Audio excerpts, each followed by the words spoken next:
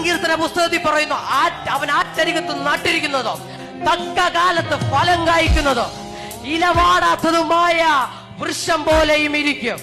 ഇതിന്റെ ഒരു ഞാനിത് പഠിച്ചു കഴിഞ്ഞപ്പോ കർത്താവ് എന്നെ കാണിച്ചത് എന്താണെന്നറിയോ? മരത്തിന്റെ വേര് എപ്പോഴും ആഴത്തിലാണ്. മരത്തിന്റെ വേരെപ്പോഴും ആഴത്തിലാണ്. മുകളിലുള്ളത് പോയാലും ഈ വേര് ആഴത്തിലുണ്ടെങ്കിൽ, എത്ര അഴുകിയാലോ എത്ര പഴുകിയാലോ നീ ഫലം കായ്ച്ചിരിക്കുക. കാരണം ഈ ആഴത്തിൽ പരിശുദ്ധാത്മാവിന്റെ ആ സാന്നിധ്യമുണ്ടെന്നേ. ആ പരിശുദ്ധാത്മാവിന്റെ സാന്നിധ്യമുണ്ട്. അതുകൊണ്ട് ഇന്ന് പകൽക്കാലം ഞാൻ ഉറപ്പോടെ പറയാ, ആഴത്തെ പേടിക്കല്ല മക്കളെ, ആഴത്തെ പേടിക്കല്ലേ.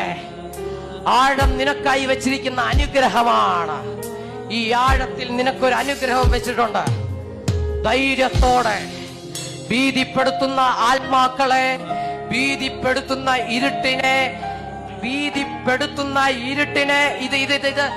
ഇത് വിശ്വസിക്കാൻ കഴിയുന്നവര് കരങ്ങളെ അടിച്ച് സ്വീകരിച്ചോളാം.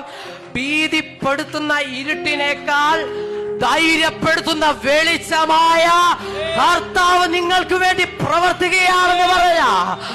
എത്ര പേരതിനെ സ്വീകരിക്കുക, എത്ര പേരതിനെ ഏറ്റെടുക്കോ?